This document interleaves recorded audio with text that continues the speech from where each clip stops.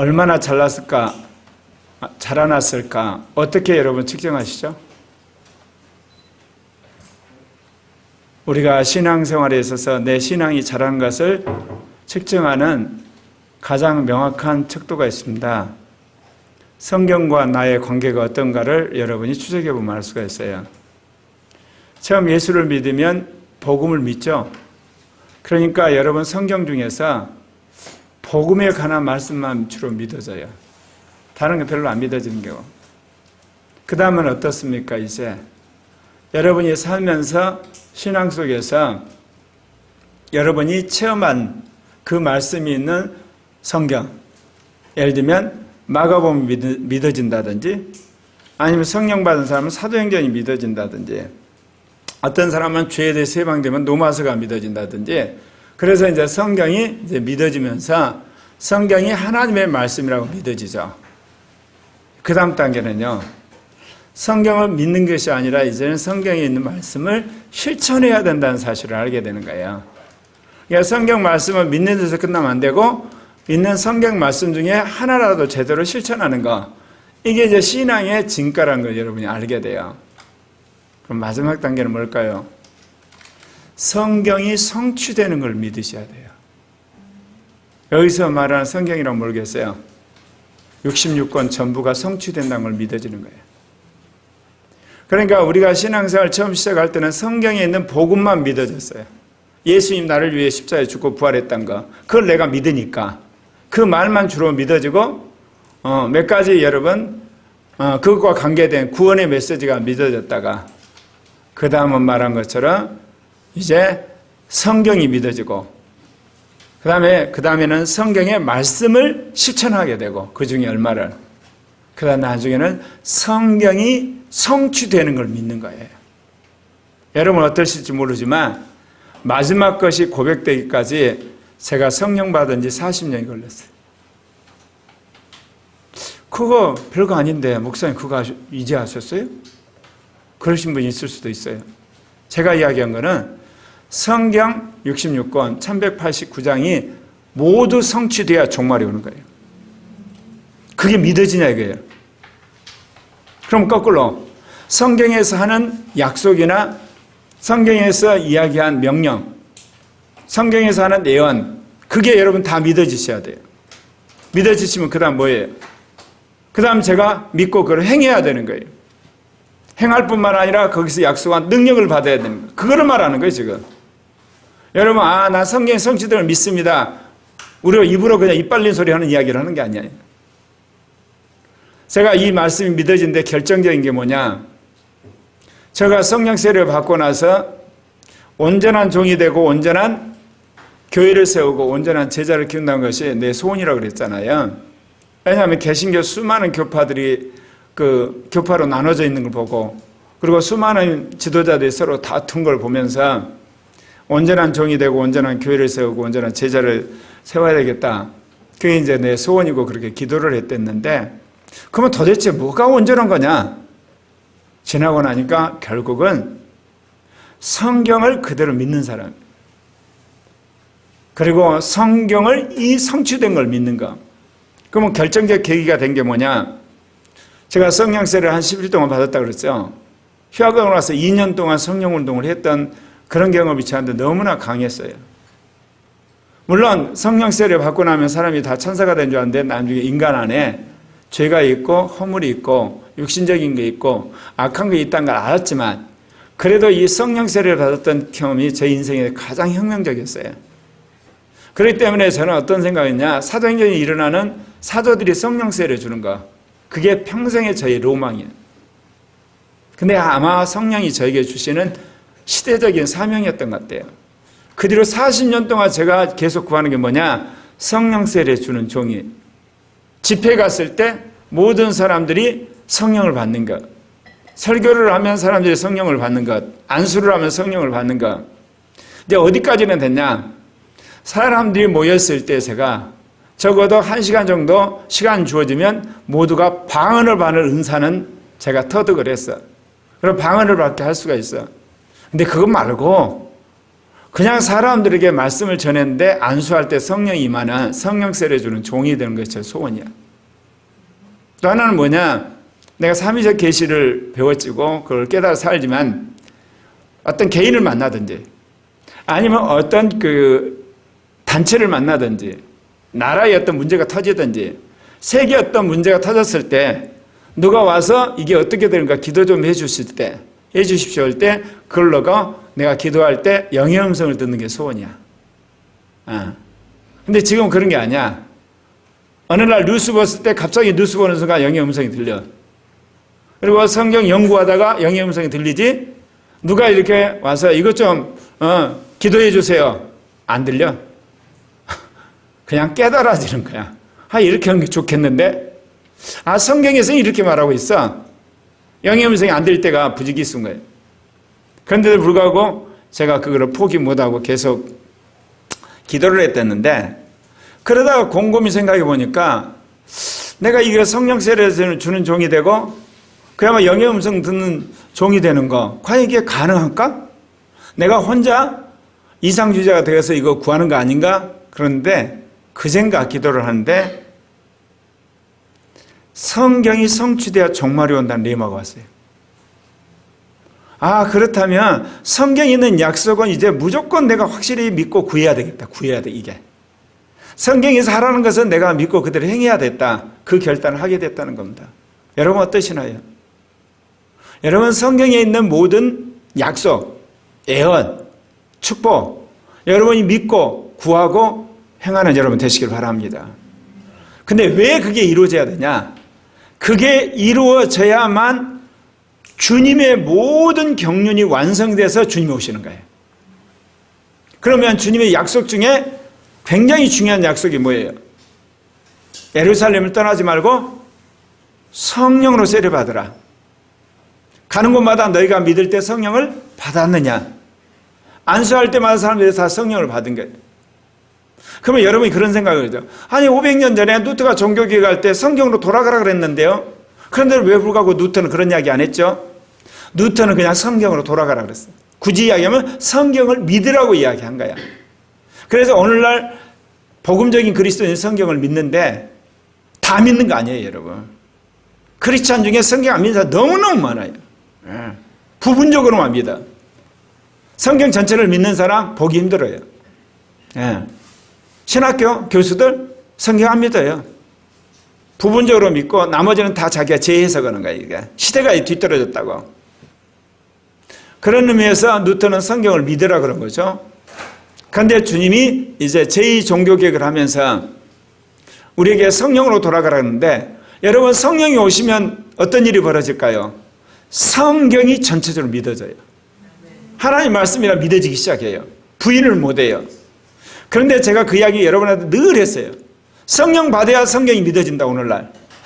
성령 안 받고 어떻게 성경이 믿어지냐? 그거는 믿어지는 것 자체가 비정상이라고 그랬죠. 성령 받아야 믿어지는데 이틀 전에 받은 말씀은 뭐냐? 성령이 우리 안에 오신 이유가 성경을 성취하려 오셨다는 거야. 그러면서 너에게 성경에 성취된 걸 믿냐? 믿습니다. 그러면 성령 세례 주는 거 당연한 거야. 그건 믿고 구해. 너네 교회가 영어로 음성 듣는 거 그거 당연한 거야. 왜? 성경이 성취된다고 이야기했으니까. 왜냐하면 그래야만 세계 선교가 완성이 되고 성경이 성취되고 사단의 권세가 꺾어져서 원수를 완전히 굴복하게 되고 14만 4천의 숫자가 타게 되고 정말 하나님이 말씀하신 창조의 모든 비밀이 다 드러날 테니까 그렇구나. 근데 이 간단한 말씀이 믿어지기까지 40년이 걸렸다는 거야. 왜냐? 내가 알고 있는 현대적인 어떤 지식들, 정치나 경제나 사회나 과학이나 문화에 관한 것, 또 내가 알고 있는 여러 가지 신학적인 것, 교리적인 것, 사상적인 것, 그리고 성경을 보면 성경이 안 믿어지는 거야. 믿기는 믿는데 안 믿어지는 부분들이 있어. 왜냐하면 기존에 있는 목회자나 교인들도 안 믿거든. 나도 같이 안 믿었던 거지. 그런데 40년 동안 부대끼다 이제 옛사람이 다 사라지고 나니까 잘못된 옛 지식들이라든지 옛 사상들이 이제 깨지고 나니까 점점 성경에 대한 신뢰가 생기는데 주님이 이틀 전에 그 이야기 딱 하시는 거예요. 성경의 성취를 믿어라. 그 말이 확 오면서부터 이제는 내가 성경에 있는 약속과 예언을 다 믿어버려야 되겠다. 그러면서 기도가 새로워진 거예요. 그러면서 너무너무 억울한 거예요. 40년 전에 이게 믿어졌으면 내가 그동안 쓸데없는 고민을 안고 쓸데없는 의심이나 쓸데없는, 예를 들면 사상적인 고뇌를 안 했을 텐데 40년 고생하고 나서야 이제서 성경이 성취된 걸 믿으라 그러니 좀 억울한 거야. 근데 여러분 어떠시나요? 오늘 이 말씀을 여러분 마음에 새기고 성경을 읽을 때 이해 안 되면 이해된다고 믿고 구하시고, 안 믿어지면 믿게 해달라고 그러고, 못 살겠으면 살게 될 거라고 여러분 고백하고 주님한테 계속 매달리시기 바랍니다. 그러면 때가 되면 하나님이 그렇게 여러분을 인도하실 줄 믿습니다. 오늘 첫 번째 주님이 우리에게 주시는 말씀은요, 예수님은 말씀과 행함과 기적을 통해서 메시아라는 걸 증거하셨어요. 우리는 말과 행함과 기적을 통해서 복음을 증거하도록 부름을 받은 거예요. 오늘날 수많은 사람들이 그래요. 말씀으로, 여러분, 말씀으로도 복음이 증거돼야 되지만 오늘 이 시대에 수많은 사람들이 그 말의 진가를 뭐로 여러분 확인하나요? 행동으로 확인해요. 말만 그러잖아요, 요즘에. 여러분, 타락한 민주화 세력의 여러분 몰골을 보면서 뭐를 보나요? 타락한 산업화 세력의 몰골은 여러분 부패였어요. 타락한 민주화 세력들의 그야말로 자화상은 뭐요? 한마디로 말해서 뻔뻔한 거짓말을 한다는 거예요. 그럼 또 하나는 부패까지 해요. 예전에 산업화 세력은 부패를 했어요. 한마디로 말해서 돈을 밝혔어요. 탐욕이었어요. 그래도 비교적 정직했어요. 문제 터지면 그냥 사임했어요. 지금 민주화 세력은 어때요? 뒤로 돈은 다 챙기고 그리고 뻔뻔하게 거짓말까지 해요. 그 왜 그럴까요, 여러분? 사람들이 이제는 말로 호리는 시대가 왔어요. 안 그렇습니까? 동성애를 인권이라 그래요. 그럼 여러분 간통을 인권이라고 할 수 있나요? 살인을 인권이라고 할 수 있어요? 거짓말을 인권이라고 할 수 있어요? 동성애가 죄인데 인권이라고 그래요. 뻔뻔해요. 그런 시대가 온 거예요, 여러분. 네, 그럴싸한 말로 사람들을 다 속이는 거예요. 요즘에 우리나라 인권이라는 의미에서 얼마나 골치 아픈 일이 벌어진 줄 아세요? 부모가 전화를 받느라고 제대로 이게 아이가 우는데 아이를 한번 돌보지 못했어요. 좀 일이 복잡해서 집안이 좀 어지럽는데 어떤 사람이 신고를 했어요. 경찰이 와서 얘를 데려가 버렸어요. 그래서 아동보호소에 있어요. 자기 자식인데 자기 못 데려와요. 왜? 아동 학대했다고. 그런 사건이 한두 건이 아니에요. 인권이라는 이름으로. 그럼 왜 그런 일이 벌어질까요? 여러분, 만약에 그 아동을 데려간 사람이 무료로 그 아이를 돌보나요? 아니에요. 정부에서 돈이 나와요. 아동보호소가 정부에서 돈이 나오기 때문에 거꾸로 그 아이를 계속 데리고 있으면 그 사람 돈 버는 거죠. 그렇게 타락해버렸어요. 근데 그걸 인권이라고 그러는 거예요. 물론 알아요. 정인이 사건. 양아버지, 양어머니가 아이를 학대해서 죽게 산 사건. 그러니까 국가 권력이 개입을 해야 되겠죠. 그런데 그를 빌미로 누가 전화 하나 했다고 아이를 그냥 데려가서 자기 아들, 딸을 엄마, 아빠가 볼 수가 없는 또 다른 의미의 국가 폭력이 행해지는 거예요. 그래서 국가 권리라는 게 항상 양날의 칼이에요. 근데 그것도 모르고 사람들은 인권 그러면 무조건 좋은 줄 알아요. 국가가 하는 인권은 항상 좋은 면이 있으면 틀림없이 나쁜 면이 있어요. 왜냐? 권력에는 부정과 부패와 거짓이 따라다니기 때문에. 오늘 여러분들이 이야기하는 것은 이제는 말로 그리스도의 복음을 증거하는 시대가 갔다는 겁니다. 말로 하더라도 꼭 행위를 통해서 여러분이 거기에 대한 증거를 하셔야 돼요. 증명을. 그래야 사람들이 그 말을 믿어요. 뿐만 아니라 오늘 이 시대도 기적을 통해서 그리스도를 증거해야 될 시대가 온 겁니다. 하나님께서 우리 교회, 상당히 많은 사람들이 병을 많이 치유받았어요. 근데 우리 교회가 그런 걸 자랑을 잘 안 하죠. 왜? 오죽음 오신생을 이야기하니까. 오늘 정경화 집사님 기도 가운데 오죽음 오신생이 참 많이 나오던데 아마 그게 내 말로 꽂혔는가 봐. 우리 교회는 오죽음 오신생을 이야기하니까 뭐 병이 나아도 별로 소문을 안 내. 이기쁨 중이염 카톨릭 병원에 갔을 때 그거 수술하라고 하는데 애가 믿음으로 나았어. 김할 간사 혹 나았고 혹이 없어졌어. 박미자 간사 어지럼증 치유되고 병원에 의사도 이게 못 온다는 거. 예전에 김 집사님도 메니에르병 낫고 그런 하나님의 놀라운 치유가 일어났는데 우리가 그런 걸 잘 자랑을 안 하니까 우리 교회가 병이 없는 교회라는 사실에 대해서 잊고 살아. 여러분 그런 의미에서 좀 떠벌려야 되겠다는 생각이 들었어요. 그래야지 사람들이 인식을 하고 하나님 치유하시는구나. 여러분 말과 행동과 기적을 통해서 예수 그리스도를 증거해야 될 줄 믿습니다. 오늘 요한복음 6장 1절 보면 예수께서 갈릴리 바다 곧 디베랴 바다 건너편으로 가며 큰 무리가 따르니 이는 병인들에게 행하시는 표적을 봄이라 그렇게 나옵니다. 여러분 구약 성경을 보면 예수님이 기적을 행하는데 무슨 기적을 행하나요? 이스라엘 민족을 애굽에 끄집어내려고 10번의 기적을 행해요. 홍해바다 건너나가요. 그야말로 바위가 쪼개서 물이 나와요. 만나 메추라에 떨어져요. 신의 광야를 건너가는데 엄청나게 하나님 기적을 행하세요.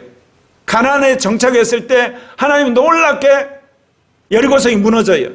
전쟁의 때 그 오합지전 이스라엘 백성이 거기에 있는 현대 무기로 무장한 그 군대를 전부 박살내요.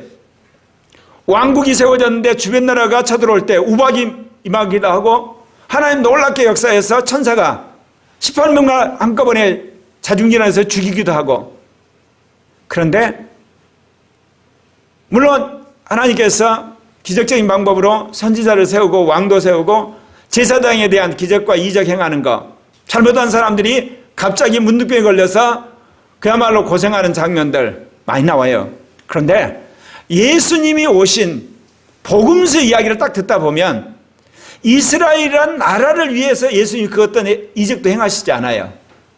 그러니까 로마 군대와 싸워서 이스라엘이 이제 독립을 해야 되는데 독립을 위한 그 어떤 일에 주님이 기적과 이적과 능력 행하지 않으세요. 줄곧 처음부터 끝까지 개인의 병을 고치는 것, 죽은 사람 살리는 것, 안진병이 일으키는 것, 그리고 제자들이 물에 빠져서 죽으려고 할 때 주님께서 풍랑이 있는 바다에서 제자들 살려주는 것, 그런 것만 하세요. 왜 그럴까요, 여러분? 구약에서는 민족 전체를 그야말로 살려주는 일에 다반사로 기적과 이적 행했는데 예수님은 이스라엘 민족을 건질 생각은 않고 개인적으로 병 고쳐주고 귀신 쫓아주고 기적을 행하고 기꺼이 배 타고 가는 제자들 살려주고, 오늘 보면 오병이어 기적에서 몇천 명 먹인 사건 외에는 예수님이 기적과 이적을 행하지 않으세요. 왜 그럴까요? 예수 그리스도를 통해서 이루실 하나님의 나라는 개인적으로 예수를 믿어야 되는 거예요. 아무리 바빠도 아무리 중요해도 집단적으로 예수를 믿는 적이 없어요. 자, 오늘 1000명이 세례받았습니다. 여러분, 한 명씩 1000명이 세례받은 거예요. 그러지 1000명이 그냥 단체 이름으로 세례받은 적이 없어요. 이것은 신약시대의 새로운 시작을 말하는 거예요. 개인으로 예수를 믿으셔야 돼요. 그러면 그 개인이 예수를 믿은 다음에 교회랑 공동체를 만들어가는 거예요. 그리고 그 교회가 교단을 만들고 신학교를 만들고 선교단체를 만드는 것, 이게 예수님이 목적이에요. 그래서 예수님이 이제 이런 역사를 하는데, 그러면 그 중에 특별히 예수님이 행하신 기적 중에 가장 많은 기적이 병 고치고 귀신 쫓는 거예요. 그럼 왜 그럴까요? 개인적으로 예수님을 메시아로 믿는 데 있어서 가장 사람들이 피부에 와닿은 기적이 병 고치는 거예요. 다른 무엇보다. 그래서 병 고치는 기적들을 많이 행하셨어요. 마태복음 4장 24절 같이 한번 읽을까요? 시작. 그의 소문이 온 수리아에 퍼진지라 사람들이 모든 앓는 자 곧 각색병과 고통에 걸린 자, 귀신 들린 자, 간질하는 자, 중풍병자를 데려오니 저희를 고치시니라. 그렇죠. 예수님만 근거가 아니라 예수님 때가 12제자들도 이스라엘 선교 여행을 보냈잖아요. 그 예수님이 보낸 그 12제자들도 가서 귀신 쫓고 병 고치는 일을 주로 했어요. 왜 그렇겠어요? 그것을 통해서 이스라엘 사람들이 예수님이 메시아인 걸 알고 메시아의 복음을 전하는 제자인 것을 알게 하기 위해서 그랬던 거예요. 그래서 누가복음 9장 1절부터 2절 말씀 보면 그 내용이 나옵니다. 예, 같이 읽겠습니다. 시작. 예수께서 12제자를 불러 모으사 모든 귀신을 제어하며 병을 고치는 능력과 권세를 주시고 하나님의 나라를 전파하며 앓는 자를 고치게 하려 내어 보내시며. 아멘. 오늘 이 시대에 우리가 예수 그리스도의 복음을 전하는데 예전에 우리가 기적으로 행했던 수많은 질병 가운데 상당 부분을 현대의학이 치유해요. 약이 치유를 해요. 그러나 어떻습니까? 사람들이 개인주의 문화가 되고 굉장히 이기주의 문화가 되면서 우리가 말한 내적인 상처를 받아요. 우울증이라든지 우리는 강박증이라든지 정신분열이라든지 이거 현대의학이 낫게 하나요? 별로 못 나아요. 그러면 교회가 성령 안에서 말씀으로 이런 사람들을 치유해야 되는 교회. 그래서 요즘에 치유사역이 아주 이렇게 번성해요. 뿐만 아니라 부분적으로 귀신 들린 사람들이 많아요. 우리는 귀신 들렸다 그러면 이거는 완전히 시간과 공간 개념이 깨져가지고 누가 봐도 정상적인 생활을 못한 사람만 생각하는데 정상적인 생활을 하는데 어느 부분에 한마디로 귀신에 사로잡힌 사람이 있어요. 이런 사람이나 이렇든 정신적으로 질병을 걸린 사람들을 치유하는 그런 교회가 될 줄 믿습니다. 그러려면 교회가 어때야 되나요? 성령 충만하셔야 돼요. 그리고 말씀에 정말 정통해야 돼요. 그리고 현대의학에 대해서도 우리가 한마디로 말해서 깊은 이해가 있어야 돼요. 그래서 영혼 몸을 치유하는 교회. 그래야 할 때 여전히 수많은 사람들은 주님 앞에 올 줄 믿습니다. 그래서 고리아교회가 병이 없는 교회라고 이야기를 했는데 말씀드린 것처럼 병을 고치는데도 하나님이 삼위적 치유하신다고 그랬죠. 하나님은 현대의학과 그리고 약을 통해서 민간요법을 위해서 치유해요. 이건 보편적인 방법이에요. 근데 그런다고 다 치유되냐? 치유 안 된다고 그랬죠. 아까 귀신 들린 사람들 아니면 편집증, 우울증, 그 다음에 정신분열, 그 다음 내적으로 상처받은 거 서로 이렇게 가지고 있는 여러 가지 아픔들 이거 뭐로 해요? 말씀으로 치유해야 될 거 아닙니까? 안 그래요? 왜 오늘날 수많은 사람들이 이혼이 많죠? 사실 이혼한 건 일종의 정신적으로 내적으로 병 걸린 거예요. 못 참는 거예요. 이게 못 참는 거예요. 견딜 수가 없는 거예요. 같이 살 수가 없는 거예요. 그만큼 오늘날 사람들이 이기적이고 자기 중심적이기 때문에 상대방을 이해를 못하는 만큼 그 생각들이 강팍한 거예요. 근데 이걸 어떻게 치유하나요? 예수 그리스도만이 우리의 치유자된 걸 믿으시길 바랍니다. 거꾸로 예수를 믿게 되면 이혼할 부부도 죽을 때까지 함께 살 수 있는 축복이 있을 줄 믿습니다.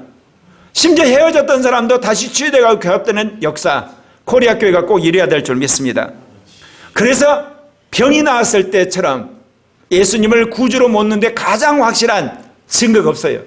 그래서 예수님이 치유사역을 많이 행하셨던 거고 앞으로 고리아 교도 그래야 될 줄 믿습니다. 두 번째는 하나님은 믿음을 시험하신 후에 지도자로 세웁니다. 여러분 잘 들으세요.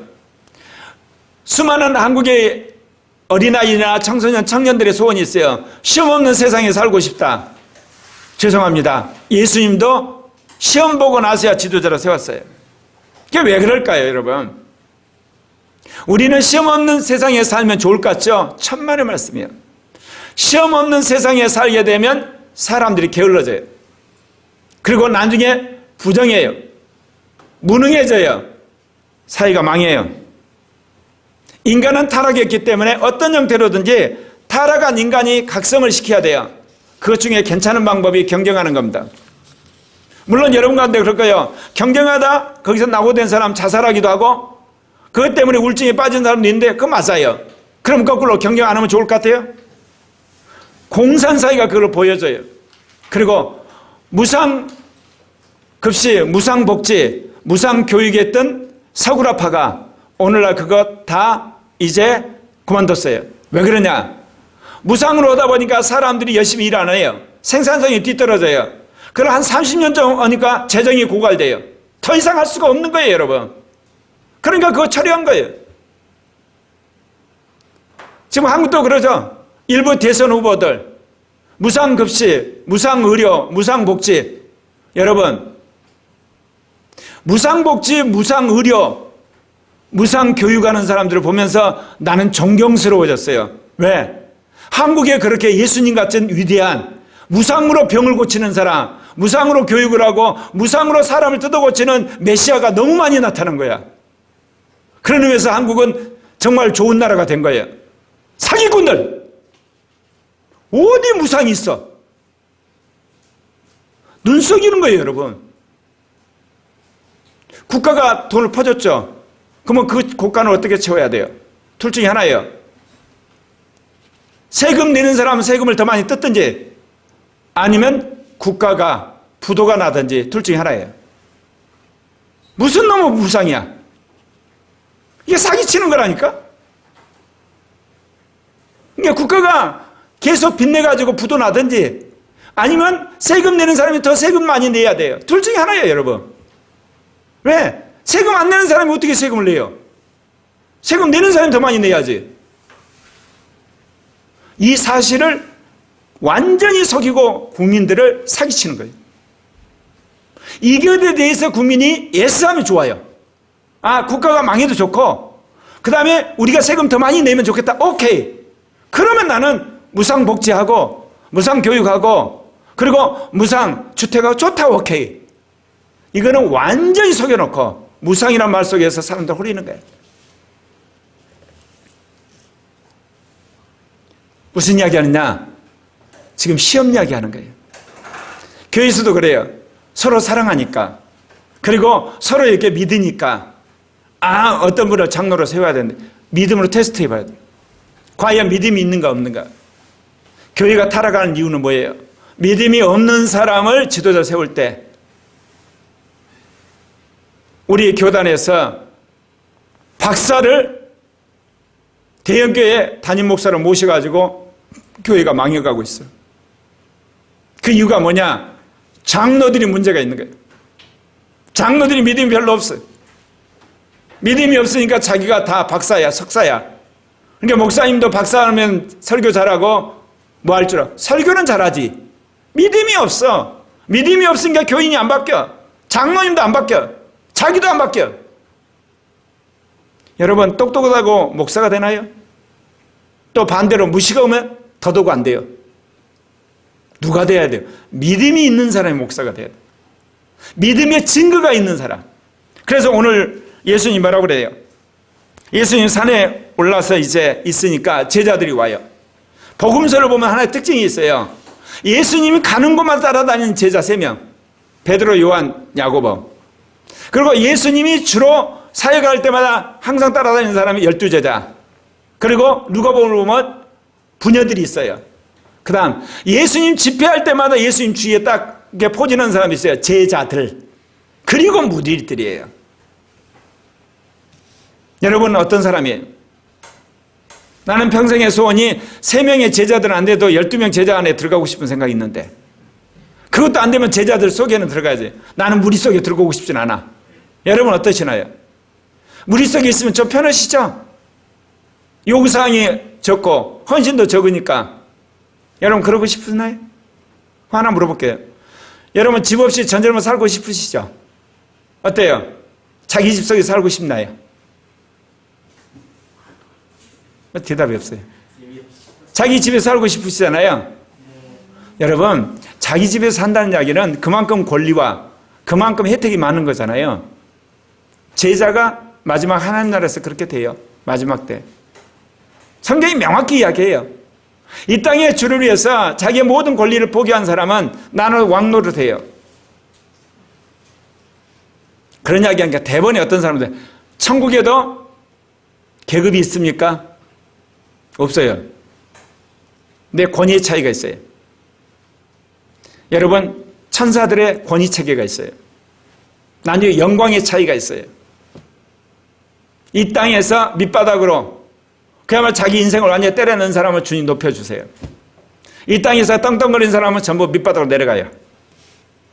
예수를 부인한 사람은 그것도 부족해서 영원한 불못에 가서 고생해야 되겠죠. 오늘 말씀 보면 예수님이 유대인의 명절인 유월절이 가까웠다고 이야기를 하십니다. 그리고 이제 모아난 제자들을 향해서 이제 말씀을 증거하고 무리들이 이제 몰려오는 거 보고 오늘 여기 말씀에 보면 이런 이야기 하십니다. 요한복음 6장 5절에 보면 같이 읽을까요? 예수께서 눈을 들어 큰 무리가 자기에게 오는 것을 보시고 빌립이 이르시되 우리가 어디서 떡을 사서 이 사람들로 먹게 하겠느냐 하시니. 왜 하필이면 빌립이야? 잘은 모르겠지만 요한복음의 내용을 읽다 보면 빌립이 초기에 등장해요.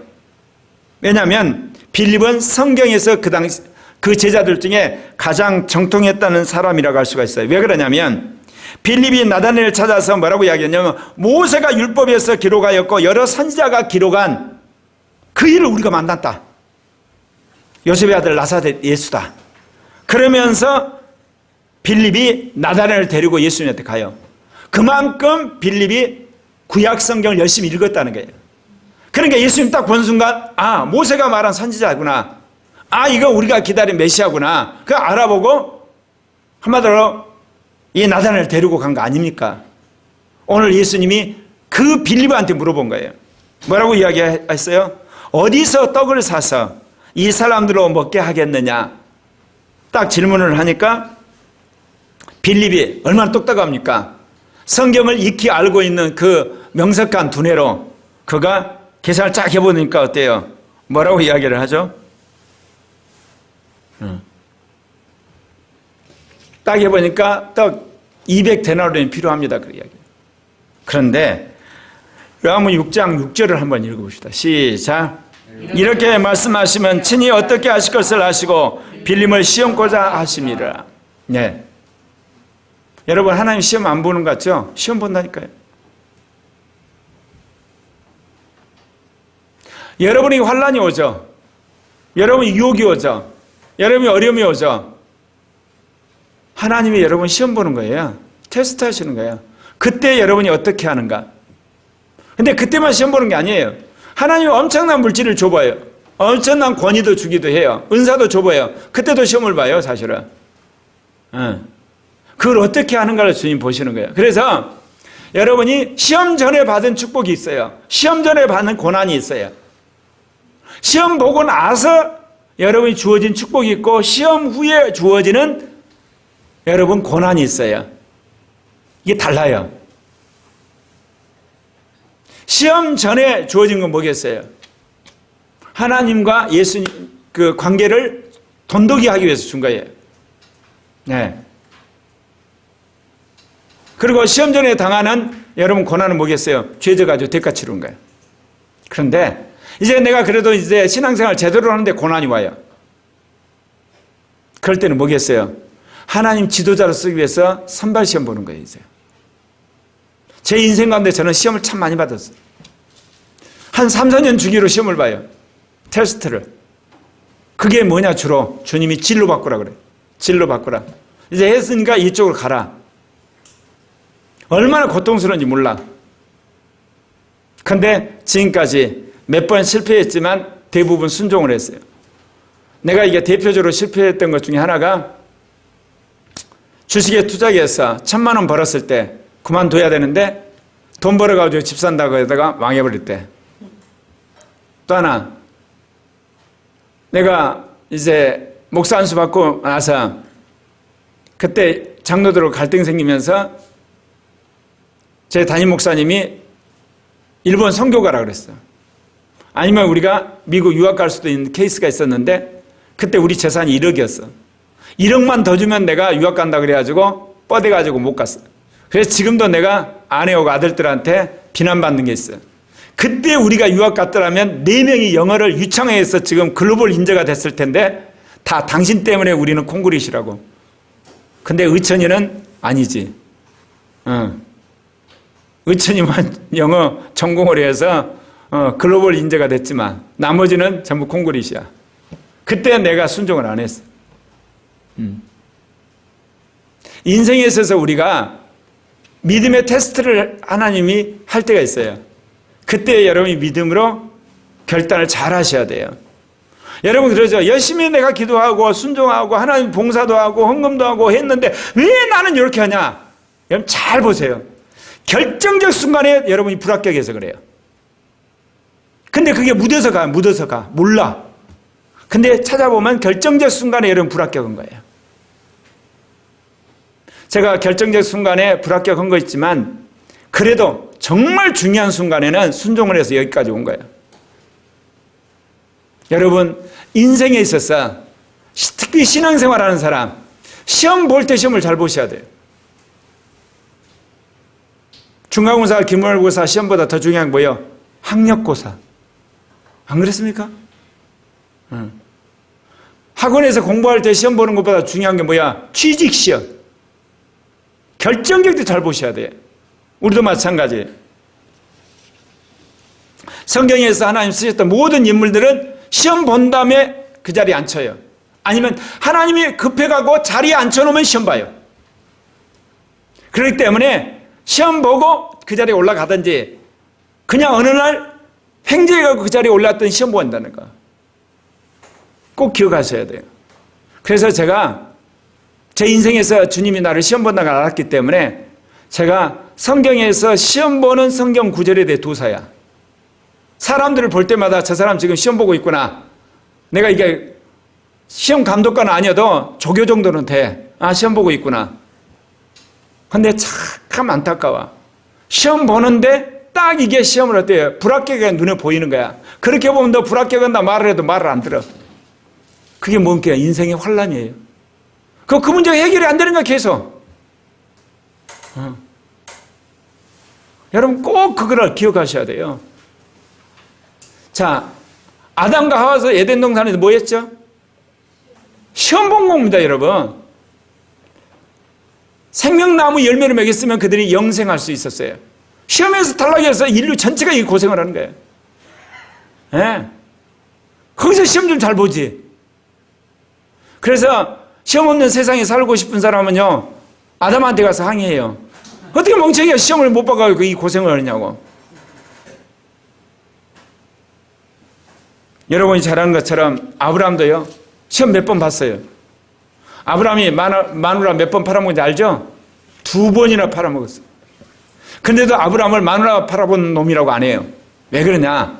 아브라함이 합격한 적이 몇 번 있거든요. 끝내주게 합격했어요. 그러니까 하나님 너무 감동해가지고 마누라 2번 팔은 놈이라 않고 믿음의 조상이라 그런 거예요. 그러니까 여러분 정말 중요할 때 합격하셔야 돼요. 제 인생 가운데 저도 그런 것 같아요. 첫 번째 제가 믿음의 테스트에서 합격한 게 뭔지 아시죠? 신은승 간사가 결혼한 거예요. 신은승 간사가 하나님께 무슨 기도를 한 줄 아세요? 고영석 형제와 헤어지게 하시면 평생 그 은혜를 잊지 않겠습니다.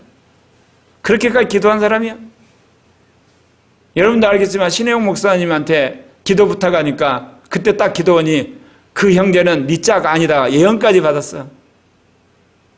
그날 보고 제가 예언도 뒤집어 부르고 서원도 뒤집어 부려가지고 결혼했잖아. 주님이 그거 잘했다고 그러시잖아.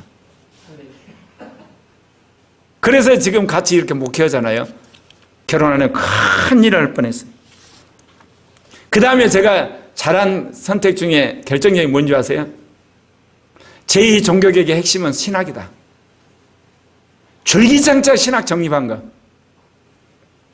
저번에 큰아들이 나한테 뭐라고 한 줄 아세요? 내가 바이든이 대통령 되는 거에 져버려가지고 고기를 사줬는데 아빠 신학 때문에 고려학교에 붙어있대. 그렇지. 자기가 싫으면 나가보라 그러지. 그런 신학 어디서 배우나고. 그치? 물론 고려학교에 인터넷 사이트 들어가지고 한두 번 볼 수는 있겠지만 그야말로 입체적으로 그런 교육을 어디서 받냐고. 나가려면 나가. 맞아요. 신학이에요. 하나님 주신 이 신학은 그 어디에도 없어. 하나님이 제2 종교개혁을 위해서 나에게만 먼저 주신 거예요. 왜? 결정적인 믿음의 순간에 순종했기 때문에. 그런 거예요, 여러분. 그래서 여러분이 평소에 순종도 중요하지만 결정적일 때 여러분 순종하시기를 바랍니다. 왜 사울이 믿음의 가문을 이룬 믿음의 왕조를 못 일어나요? 사울이 순종했으면요, 사울이 다윗이 됐던 거예요. 근데 불순종 2번 하고 나서 그는 불순종의 마왕이 되보고 말았어. 대명사가. 그래서 신집사하고 안집사가 왜 그런 딸을 낳았을까? 인간적으로는 결혼할 수 없는 사람이 결혼했거든. 내가 봐도 그래. 기적적인 결혼을 한 거야. 그러니까 하나님이 믿음으로 결혼한 거 그 딸을 준 거야. 그리고 내가 지금까지 본 바로 그 딸 때문에 이혼 않고 살아. 그러니까 자가 딱 죽으면 그 다음에 하나님이 2차로 복을 주세요. 그건 분명합니다.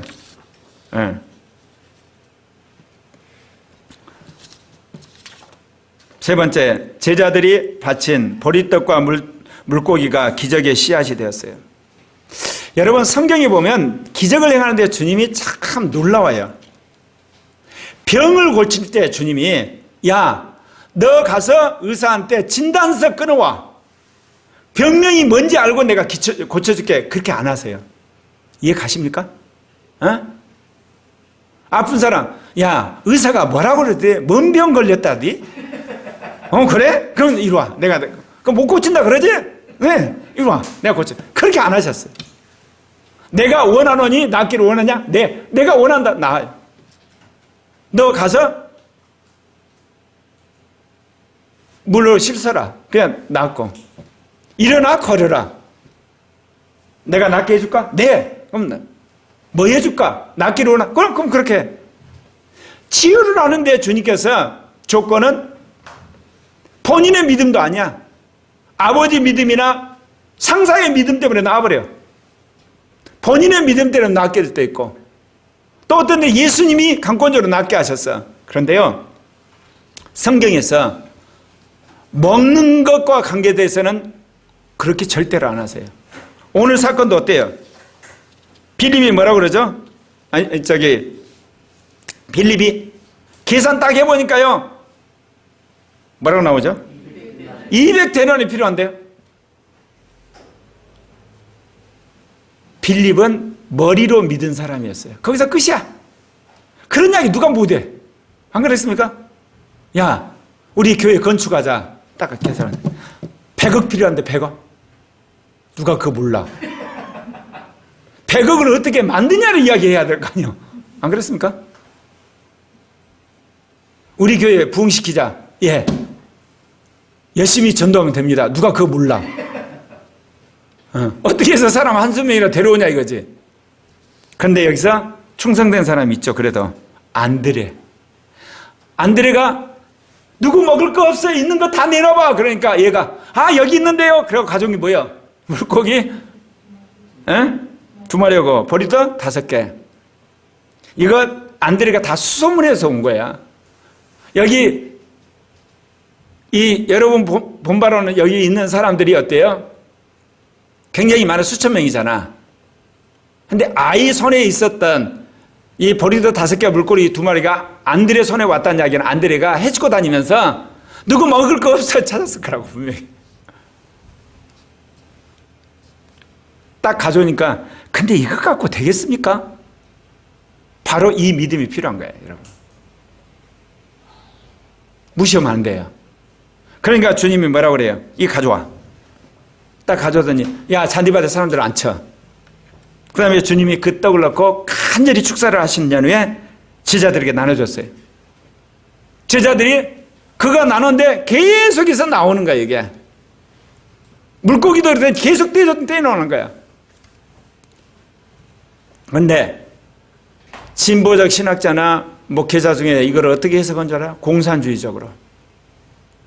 어떤 아이가 보리떡 5개고 물고기 2마리를 가졌기 때문에 모두가 감동을 해서 자기 있는 호주머니에 다 털어가지고 가져오니까 인산인해가 돼서 그걸 나눠줘서 다 먹었대. 그리고 남은 것이 12강줄에 가득 찼다는 거야. 벼락 맞아서 죽어야 돼, 그런 목사는. 그만둬야 돼요, 목사를. 솔직히 설교할 때 그래요. 저는 이게 안 믿어집니다. 그러면 될 거 아니야. 차라리 그게 낫잖아. 현대 과거로 여러분 믿어집니까? 저는 안 믿어져요. 그게 고민입니다. 오늘 설교는 여기까지입니다. 그럼 얼마나 이게 정직고 멋있어? 말도 안 되는 짓을 하고 있어요. 그런 사람이 어떻게 예수님이 사흘 만에 죽었다가 무덤에서 부활한 게 믿어지겠어요? 그건 사기야. 그거 거짓말이야. 근데 어떻게 목사야? 그것도 대형교회 목사야? 그거 어떻게 신학교 총장을 하고 교수를 해? 여러분, 인테리어의 죄악이 뭔지 아시죠? 거짓말. 자본가의 거짓말, 횡령. 권력 가진 사람의 죄악이 뭐예요? 직권남용. 그런 거예요, 여러분. 목사의 거짓말은 뭐예요? 거룩한치 않은 거예요. 믿음이 있는 치 않은 겁니다. 예수님이 그렇게 했더니 어때요? 다 배부른 후에 제자들에게 남은 조각 다 주어보느라 하니까 여기 12광절이에요. 여러분 이거 보면서 그래요. 예수님이 좀 쫀쫀하죠? 그냥 먹은 거 그거 가지고 가라든지 할 때 왜 남은 거 다 모으라 그래? 그래 12광절이란 말을 하죠. 의도적인 거예요, 여기서. 12광절이란 건 뭐냐? 지금 여기 있는 사람들도 배부르게 먹었지만 12광절을 통해서 다른 사람도 배부리 먹는 걸 통해서 주님이 우리에게 남은 사람도 먹을 수 있다는 걸 우리에게 하나의 상징적으로 보여준 행위예요. 그래서 남은 것이 12광절이라 나오잖아요. 사랑하는 형제 자매 여러분, 예수님이 이렇게 먹는 기적을 할 때는 꼭 한마디로 가진 음식을 내야 돼요. 왜냐하면 여러분 마태복음 15장에 가면 또 예수님이 기적 행한 장이 나온 거예요. 뭐라고 나오냐면요. 갈릴리 호수가 이르러 산에 올라가니까 절뚝발이와 불구자와 소경과 벙어리와 여러 사람들이 와서 예수님 발 앞에 있어요. 그러니까 예수님이 그걸 고쳤어요. 근데 사람들이 너무 많은 거예요. 그러니까 예수님이 뭐라고 그래요? 무리들을 향해서 저들이 나와 함께 있은 지 사흘이 됐는데 어떻게 먹을 것이 없다. 이들을 굶겨 보내지 못할 텐데 그러면서 제자들에게 뭐라고 그래요? 그러니까 제자들이 뭐냐? 아니 이 무리들을 어떻게 다 배부리 먹습니까? 그때 예수님 그래요. 야, 너 여기에 떡 몇 개 있어? 그러니까 7개의 떡과 물고기 2마리 가지고 왔다 그랬어요. 이때도 물고기 뭐요? 2마리, 보리떡 7개. 그래가지고 거기 있는 모든 사람을 다 먹고 7광절이 남았다 그래요. 이때도 뭐 그래요? 가져왔어요. 가져왔어. 있는 거 다 가져왔어. 근데 여기만 그러나요? 여러분 구약에서 여러분 뻥튀기 사건 알죠? 엘리야가 사립다 가부 집에서 기름과 떡을 만든 사건. 엘리야가 이제 도망가가지고 시돈에 있는 사립다 가부 집에 갔어요. 가서 뭐라고 그래요?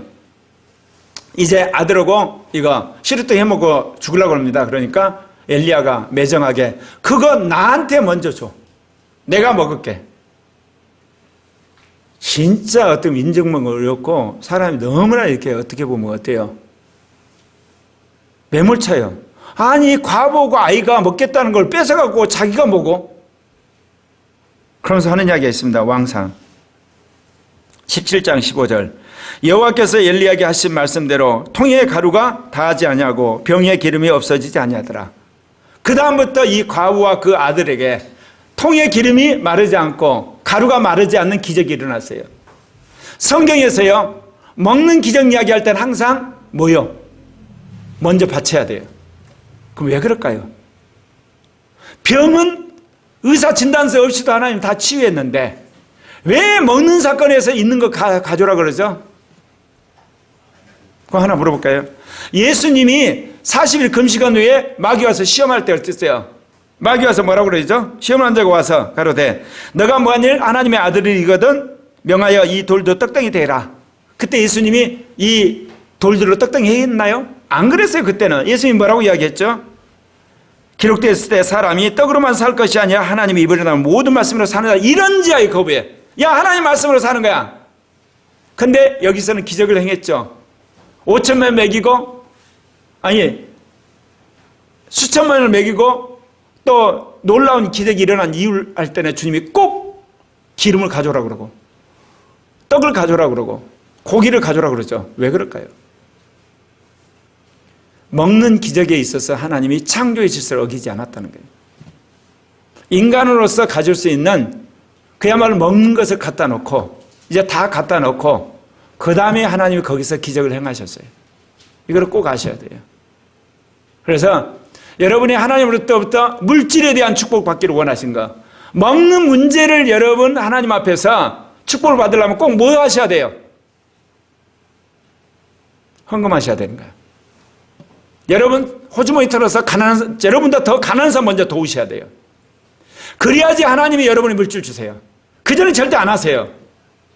그게 그거예요, 여러분. 만약에 자기가 있는 데를 보고 가만히 있고 기적 행하세요. 그럼 어떻게 해요, 사람들이? 물질의 욕심은 누구나 다 있잖아요. 네 있는 것 다 퍼내놔. 다 가져내. 그러면 자기는 어때요? 여기 보면 물고기 2마리, 보리떡 5개 내놨어요. 다 내놨어요. 그러니까 하나님이 그거 가지고 모든 사람 먹이는 기적을 행하신 거예요. 그래서 돈 벌고 싶습니까? 하나님한테 바치세요. 가난한 사람 도우세요. 상상을 초래해서 하나님 분명히 채우세요. 근데 또 그때 믿음 없이 남 따라서 아나니아 삽비라처럼 바치면 망해요.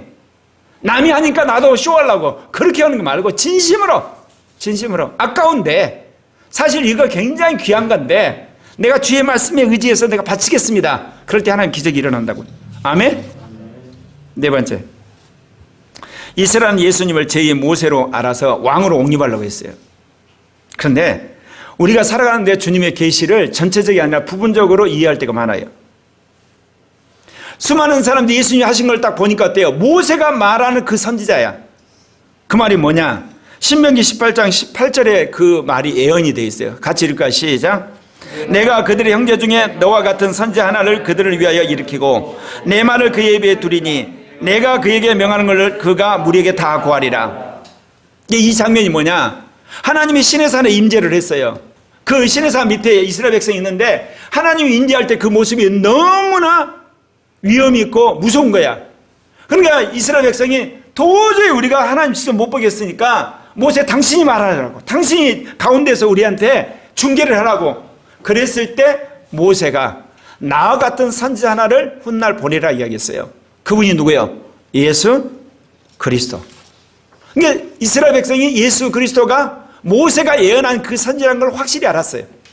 그런 의미에서 이스라엘 백성이 정확히 안 건 좋아. 그런데 모세가 어떤 사람이었죠?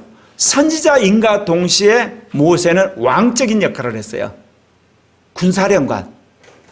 그러니까 예수님도 어째요? 그 선지자니까 예수님도 뭐가 돼야 돼? 왕이 돼야 되잖아. 그래서 오늘 본문에 보면 요한복음 6장 15절 같이 읽겠습니다. 시간이 다가오니까 내가 지금 흥분하고 있어요. 자, 같이 읽겠습니다. 시작. 그러므로 예수께서 저희가 와서 자기를 억지로 잡아 임금 삼으시는 줄을 아시고 다시 혼자 산으로 떠나가시나. 예, 모세가 선지자인데도 불구하고 이스라엘 백성을 출애굽시킨 왕적인 일을 했잖아. 군사령관. 그러면 예수님도 그 선지자니까 무슨 일을 하셔야 돼? 왕이 돼야 되잖아. 그러니까 예수님을 그냥 모시고 왕으로 옹립을 하는데 예수님 도망가 버렸어요. 그럼 왜 그런 일이 벌어질까요? 이사야 53장 4절부터 5절을 읽으시면 알아요. 같이 읽겠습니다. 시작. 그는 실로 우리의 질고를 지고 우리의 슬픔을 당하였거늘 우리는 생각하기를 그는 징벌을 받아서 하나님에게 맞으며 고난을 당한다 하였노라. 그가 찔림은 우리의 허물을 인하며 그가 상함은 우리의 죄악을 인함이라. 그가 징계를 받음으로 우리는 평화를 누리고 그가 채찍에 맞음으로 우리는 나음을 얻었다. 선지자는 선지자인데 왕이 아니라 고난받는 어린 양으로 온다는 걸 몰랐어. 이스라엘 백성이 이사야서를 까마득이 무시해 본 거야. 그러니까 선지자는 왕이야. 그런 고정관념 속에서 예수를 왕으로 만들었는데 예수님은 이사야 선지자가 예언한 대로 고난받는 어린 양으로 오신 거야. 구세주로. 이거는 우리 신앙생활은 굉장히 중요한 거예요. 특별히 우리 교회가 영의 음성을 듣고 영의 계시로 사는 교회잖아요. 여러분이 영의 음성을 들어요. 예언을 들을 때 해석할 때 조심하셔야 돼요. 전반부는 맞는데 후반부는 자기 생각을 딱 집어넣어서 해석해버려요. 그러면 오늘 같은 일이 벌어지는 거야. 아, 예수님 그 선지자야. 그러니까 그 다음 해석이 뭐예요? 당신은 우리의 뭐가 돼야 돼? 왕이 돼. 그럼 틀려버리는 거야. 그 선지자지만 당신은 고난받고 십자가에 죽은 어린 양으로 오신 거야. 제가 이런 실수를 상당히 했어요. 상당히. 내가 신목사님한테 하는 이야기 있어요. 내가 성령세를 받았을 때 40년 후에 내가 이렇게 목회를 할 거라고 주님이 알려줬다면 난 절대로 목사 안 됐을 거라고. 몰랐으니까 내가 이 길로 왔지. 이렇게 40년 나를 갈아버릴 때 어떻게 알았어? 안 가르쳐줘 주님이. 그럼 못 모르고 따라오고 또 뜯어 고치고 또 못 모르고 뜯어 고치고 또 못 모르고 뜯어 고치고 와보니까 40년이네. 후회는 안 해요. 후회는 않지만 만약에 그때 육신적인 내 이성적인 생각을 가질 때 성령 받았을 때 앞으로 너는 이렇게 해서 5년 동안 실갱이에서 결혼을 할 것이며 결혼하고 나서 3년이 지나고 날 때부터 부부와 생각이 달라서 부부싸움을 많이 할 것이고 그래서 이제 하나 돼가고 하늘 건데 그러고 나서 교회 개척원 멤버들은 때가 되면 다 도망갈 테고 그다음 몇 살 안 남아가서 새로운 모델을 만드느라고 25년이 걸릴 테고 그런데 나중에 너가 그렇게 25년 목회를 해도 교인은 몇십 명밖에 안 될 것이다. 그 길을 가라. 아니요. 요나 정도가 아니고 나는 아예 로켓 타고 달라 도망가 버렸을 거야. 네, 내 생각으로는 도저히 안 되는 거야. 여러분 인생에도 그래요, 여러분. 그래서 영의 은사를 받은 사람들이 왜 여러분 실패한 이유를 아시겠죠? 은사 받은 사람이 다 가짜가 아니에요. 제대로 받아요. 근데 고난당할까, 불리한가, 결단할까, 십자가에 못 박을 부분은 어때요? 자기 방식으로 해석을 딱 해버려요. 그리고 그걸 더 신봉하기 시작해요. 그럼 망해버리는 거예요, 여러분. 네. 근데 어떤 종이 영적 은사자로 승리하냐? 뭐요? 자기에게 주어진 십자가 길을 묵묵히 간 사람은 하나님이 강력하게 기름 부으세요. 야, 너 보니까 다른 은사자가 다르다 이게.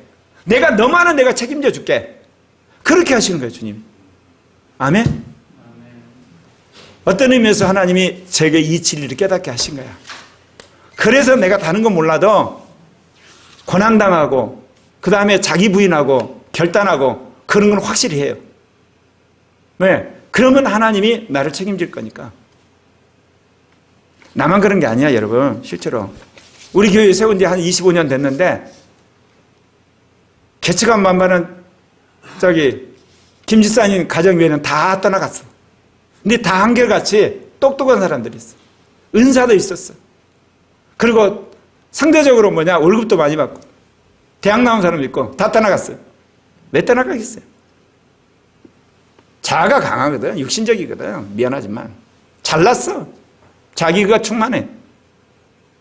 안 그래? 교회가 여기뿐이야? 목사님 큰 소리 치는데 뭐 있어? 된 거 없잖아. 근데 낸들 어떻게 해? 나도 내 운명 모르고 왔는데 자기는 자기 운명 아나? 결국은 이 시대 사람들은 눈에 보이는 거, 돈 있는 거, 명성, 교회 커지는 거, 능력 나타나는 거 전부 육신적인 거야.